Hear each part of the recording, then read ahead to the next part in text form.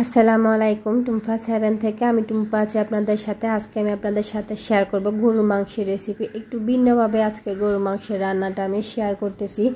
এটি আপনি সাদা ভাত, পোলাও, রুটি, পরোটা সাথে পরিবেশন করতে পারবেন।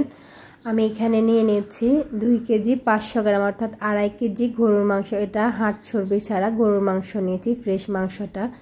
এখানে আমি একটি ফ্রাই প্যান বসিয়ে দিচ্ছি। ফ্রাই প্যানটা গরম হয়ে গেলে এখানে আমি দিয়ে দিচ্ছি 250 গ্রাম অর্থাৎ 250 গ্রাম সরিষার তেল। তেলটা একটু গরম হয়ে গেলে আমি এখানে দিয়ে দিচ্ছি 8টি লং, 8-10টি এলাচ, সাথে দিয়ে দেব 10 থেকে 12 টুকরা দারচিনি। এই গরুর মাংস রান্নাটা দারচিনিটা বেশি দিলে ফ্লেভারটা খুব সুন্দর লাগে আর এটা খেতেও খুব ভালো লাগে। তো আমি এখানে দিয়ে দিচ্ছি মশলাগুলো, গরম মশলাগুলো হালকা একটু ভেজে নিয়ে এখন এখানে দিয়ে দিলাম আমি পেঁয়াজটাও আমি 250 গ্রাম দিয়েছি অর্থাৎ 250 গ্রাম। এখানে দিয়ে দিলাম পেঁয়াজটা হালকা একটু ভেজে নিয়ে 2 টেবিল চামচ আদা বাটা, আদাটা একদম বেটে দিনে হালকা একটু থেতো করে দিয়েছি। সাথে দিয়ে দিলাম রসুন বাটা 1 কাপ, রেগুলার কাপে 1 কাপ দিয়েছি। রসুন বাটা দিয়ে আমি পেঁয়াজ, রসুন, আদাগুলা সাথে গরম মশলাগুলা তেলে আর একটু ভালো করে ভেজে নেব। এটা যেহেতু সরিষার তেলে রান্না করছি তাই একটু তেলে ফেনা ধরেছে, এতে কোনো সমস্যা না, অসুবিধা নেই। আমি তেলটা ভালো করে গরম করে নিয়েছি।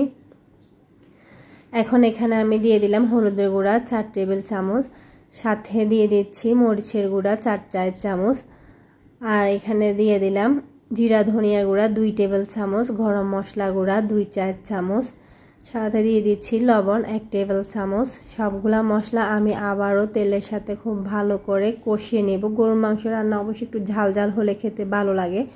তো আমি 4 চামচ মরিচের গুঁড়া দিচ্ছি, আপনারা যে অনুযায়ী ঝাল খেতে পছন্দ করেন সে অনুযায়ী দিয়ে নেবেন। সবগুলা মশলা আবারও একটু তেলের সাথে লো আঁচে রেখে, পেঁয়াজের ভিতর কিন্তু কাঁচা পানি আছে যে কারণে আর আমি এক্সট্রা কোনো পানি দিনে তেলের সাথে ভালো করে একটু ভেজে নিয়েছি। এখন এখানে অ্যাড করে দিচ্ছি গরুর মাংসটা। এখানে যে গরুর মাংসটা আমি ধুয়ে পানিটা ঝরিয়ে রেখেছিলাম, মাংসটা দিয়ে আমি ভালোভাবে একটু কষিয়ে নিচ্ছি।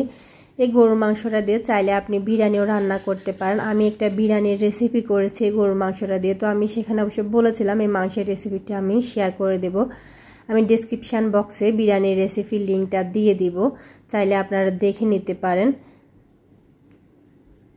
এটা আমি ভালো করে মশলার সাথে কষিয়ে 5 মিনিট এভাবে একটু ঢেকে কষিয়ে নিলে 30 মিনিট আমি একটু এটা ঢেকে কষিয়ে নিয়েছি। কষিয়ে নেওয়ার পরে এখানে হচ্ছে যে কি পানিটা বের হয়ে আসছে আর মোটামুটি মাংসটা কিছুটা সিদ্ধ হয়ে গেছে।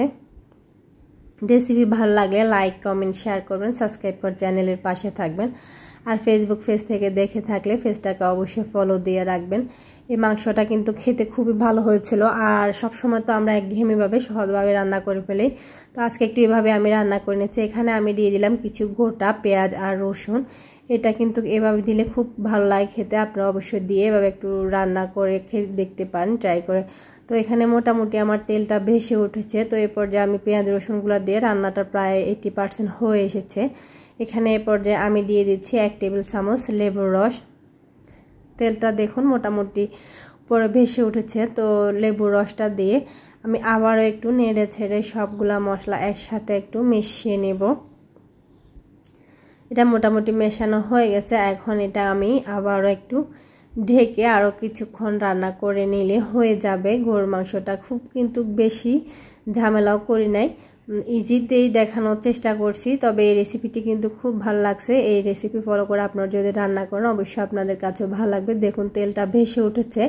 এটা আমি ঢাকনা দিয়ে আরও কিছুক্ষণ একটু রান্না করে নিলে মোটামুটি আমার পেঁয়াজ রসুনগুলো সেদ্ধ হয়ে যাবে। আর মাংসটা কিন্তু আজকে আমি একদম যে পাতলা ঝোল রাখছি সেরকম না, আবার একদম ঝোলটা কোনো মাংসের গায়ে মাখা মাখা খুব সুন্দর একটা ঝোল আছে। তো এটা যেহেতু পোলাওয়ের সাথে বা সাদা ভাতের সাথে খাওয়া যাবে, তো সেভাবে আমি রান্নাটা দেখানোর চেষ্টা করতেছি। আমার রসুনটা দেখুন সিদ্ধ হয়ে গেছে, মাংসটা মোটামুটি রান্না হয়ে গেছে। দেখুন এর কালারটা খুব সুন্দর এসেছে আর তেলটা উপরে ভেসে উঠেছে। ভিডিওটি যদি ভালো লাগে ফ্রেন্ড অ্যান্ড ফ্যামিলির সাথে শেয়ার করতে ভুলবেন না। আমি একটা মাংস আপনাদেরকে দেখিয়ে দিচ্ছি যে গরুর মাংসটা আমার সিদ্ধ হয়েছে কিনা। গরমের জন্য আমি এটা ধরতে পারছি না, কিন্তু দেখুন হালকা একটু হাতে টাচ লাগার সাথে সাথে এটা কিন্তু খুলে আসতেছে। তো এই পর্যায়ে মাংসটা কিন্তু হয়ে গেছে, আপনাকে বুঝে নিতে হবে যে মাংসটা হয়েছে। মশলাটা একদম মাখা মাখা হয়েছে আর তেলটা উপরে খুব সুন্দরভাবে ভেসে উঠেছে আর কালারটাও কিন্তু খুব সুন্দর হয়েছে। পরবর্তী রেসিপি দেখার আমন্ত্রণ জানিয়ে আজকের মতো এখানে বিদায় নিচ্ছি। আল্লাহ হাফেজ।